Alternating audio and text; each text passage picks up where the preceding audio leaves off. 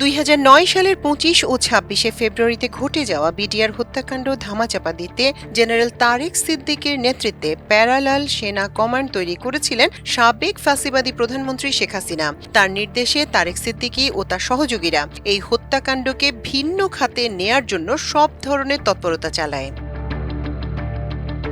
BDR হত্যাকাণ্ডের বিষয়ে গঠিত তদন্ত কমিশন তাদের প্রতিবেদনে এসব তথ্য জানিয়েছে।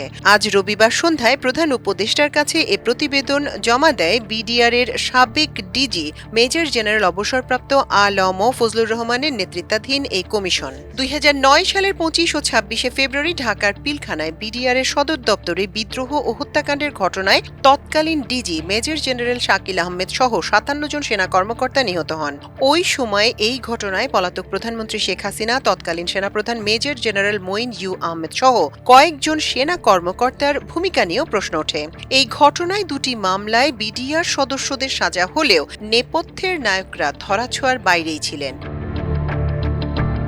এই রহস্য উদ্ঘাটন ও দোষীদের চিহ্নিত করতে এই তদন্ত কমিশন গঠন করা হয়। প্রধান উপদেষ্টার কাছে রিপোর্ট দাখিলের পর সন্ধ্যা ৭:৩০টার সময় কমিশন তাদের কার্যালয়ে সংবাদ সম্মেলনের আয়োজন করে। সেখানেই জানানো হয় এসব তথ্য। তাদের দাখিল করা ওই প্রতিবেদনে বলা হয়, ঘটনার সময় বেশ কয়েকজন ভারতীয় নাগরিক বাংলাদেশে প্রবেশ করে, কিন্তু তাদের বের হয়ে যাওয়ার কোনো রেকর্ড পাওয়া যায়নি। দুবাইতে একটি বিশেষ ফ্লাইট পরিচালনা করে এদের পার করে দেয়া হয়েছে বলে জানা যায়। তবে তারেক সিদ্দিকের ওই প্যারালাল কমান্ডের চাপে ওই সময় দুটি কমিটি গঠিত হলেও সিভিল এভিয়েশনের কেউ এ নিয়ে মুখ খোলেনি অথবা অফ রেকর্ডেড ওই ফ্লাইটের অপারেশনকে বাধা দিতে পারেনি।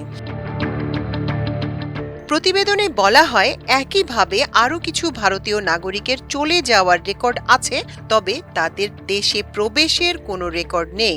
সন্ধ্যায় আয়োজিত ওই সংবাদ সম্মেলনে জানানো হয়, ব্যারিস্টার ফজলে নূর তাপস, জাহাঙ্গীর কবির নানক, ওয়ারেস হোসেন বেলাল এমপি, মির্জা আজম, আসাদুজ্জামান নূর ও শেখ সেলিম, সাবেক বিডিআর সদস্য তোরাব আলী ও তার ছেলে লেদার লিটন বিডিআর হত্যাকাণ্ডে সক্রিয় ভূমিকা পালন করেন।